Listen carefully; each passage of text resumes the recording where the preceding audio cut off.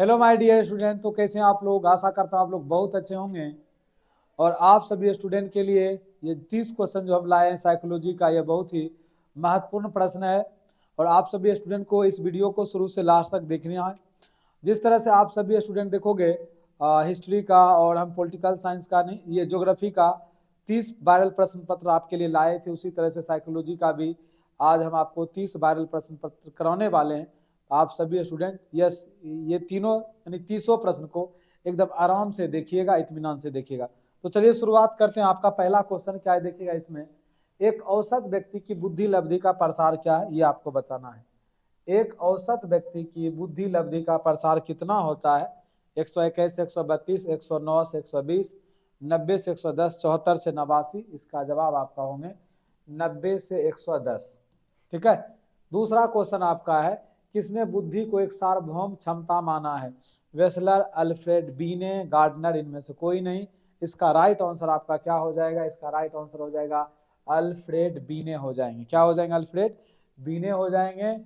जिन व्यक्तियों की बुद्धि लब्धि 90 से 100 के बीच होती है उसको हम क्या बोलते हैं? मूढ़ व्यक्ति, प्रतिभाशाली, मंद या औसत बोला जाता है। ध्यान रखिएगा, अभी तुरंत हम आपको बताए थे 90 से 110 के 90 से 100 के बीच में जो होंगे उनको औसत बोला जाता है, औसत बुद्धि वाले। जिन व्यक्तियों की बुद्धि लब्धि 130 से अधिक होगा, ऊपर होगा, उससे अधिक होगा, तो इसको हम बोलते हैं अति श्रेष्ठ बुद्धि वाले। ठीक है, समान, श्रेष्ठ, अति श्रेष्ठ, इसका आंसर आपका राइट हो जाएंगे, अति श्रेष्ठ हो जाएंगे। पर्सनैलिटी, पर्सनैलिटी शब्द लैटिन के किस शब्द से बना है? या लैटिन भाषा के किस शब्द से बना है?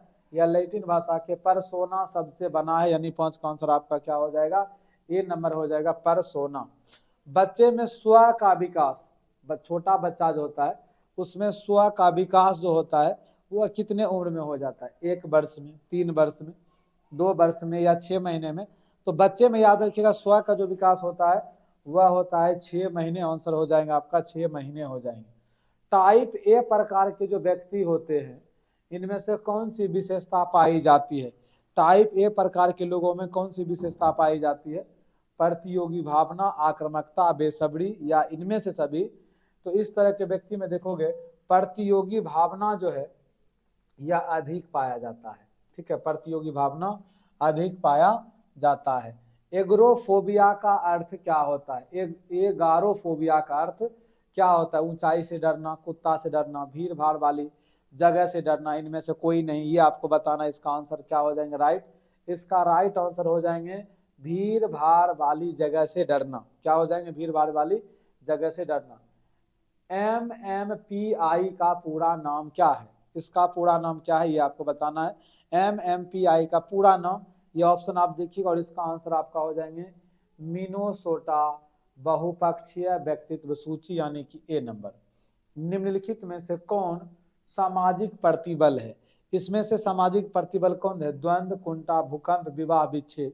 विवाह विच्छेद, तो विवाह विच्छेद को हम लोग देखोगे, विवाह विच्छेद का मतलब होता है लोगों का आपसी विवाह टूट जाना, तलाक हो जाना, इसी को हम लोग विवाह विच्छेद बोलते हैं।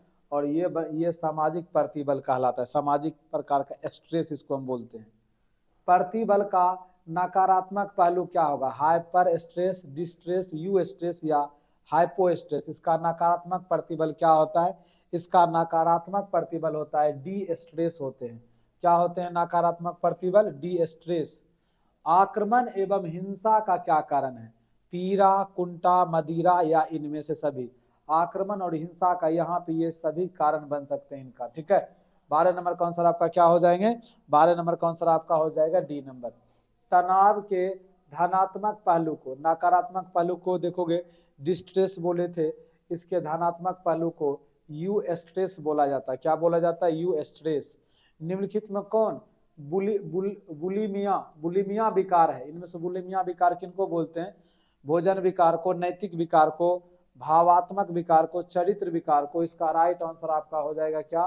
भोजन विकार इसका राइट आंसर आपका हो जाएंगे। वायरस क्या है?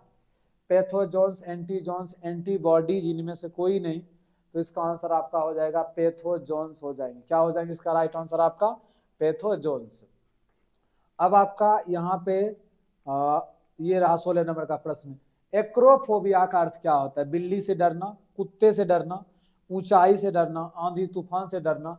एक्रोफोबिया का अर्थ क्या होता है? इसका अर्थ होता है ऊंचाई से डरना।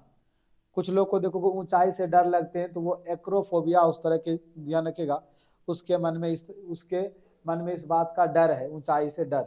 मार्फिन का प्रयोग करने से क्या हो जाता है? मार्फिन का जो उपयोग किया जाता है औषधि के रूप में, इसका उपयोग होता है पीड़ा कम करने में, यानी दर्द निवारक ये चीजें होती है।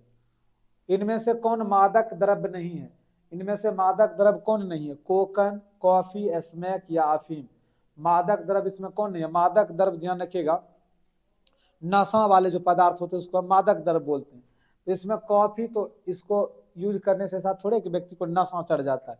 बाकी ये सब चीजों का लत ऐसा खराब है, किसी को लग जाएगा तो वह बर्बाद हो जाते हैं देखोगे नशा में। तो कॉफी इसका राइट आंसर होगा। अगला क्वेश्चन आपका है, इनमें कौन अफीम से उत्पन्न औषध है? अफीम से इनमें क्या क्या उत्पन्न होता है? हेरोइन, मॉर्फिन, मेथोडोन या उपयुक्त में से सभी? तो अफीम ध्यान रखिएगा, इसमें उत्पन्न होने वाले ड्रग्स इसमें से सभी होंगे उपयुक्त में से सभी। इसका क्या हो जाएंगे? Right answer. मनोचिकित्सा का अर्थ क्या होता है? मानसिक रोगों का उपचार करना, शारीरिक रोगों का उपचार करना। ए और बी दोनों होंगे, इनमें से कोई नहीं।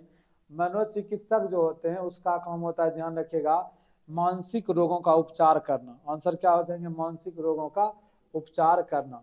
व्यवहार चिकित्सा किस सिद्धांत पर आधारित है? अधिगम सिद्धांत, अभिप्रेरणा सिद्धांत, प्रत्यक्ष सिद्धांत, विस्मरण सिद्धांत। इसका आपका राइट आंसर हो जाएंगे अधिगम सिद्धांत हो जाएंगे। क्या हो जाएंगे इसका राइट आंसर आपका? अधिगम सिद्धांत। विद्युत आघात चिकित्सा को किसने विकसित किया था? इलेक्ट्रिक शॉक देखोगे मानसिक रूप से कुछ असंतुलित लोगों को दिया जाता है, लेकिन याद रखिएगा यह शॉक जो है, इलेक्ट्रिक शॉक जो रोगी को दिया जाता है, यह जो बेहतर मनोचिकित्सक हैं और कितना मात्रा में उसको शॉक दिया जाए, कितना वोल्ट में, वो उनको ही पता होती है। ठीक है, हम लोग जबरदस्ती का ये काम नहीं कर सकते, उसको बिजली का झटका लगेगा, आदमी का दिमाग संतुलन में जाएगा, ऐसा कभी भूल से भी मत कीजिएगा। सरलेटी तथा बीनी, इसका आंसर आपका हो जाएंगे। आधुनिक चिकित्सा शास्त्र का जनक किस व्यक्ति को माना जाता है? आधुनिक चिकित्सा शास्त्र का जनक जो माना जाता है, यह माना जाता है हिप्पोक्रेटस को। किनको माना जाता है? हिप्पोक्रेटस को। पतंजलि का नाम किससे संबंधित है? पतंजलि का नाम देखो जो संबंधित है, इनका नाम संबंधित है योग विद्या से। क्या आंसर हो जाएंगे इसका? आंसर आपका योग विद्या।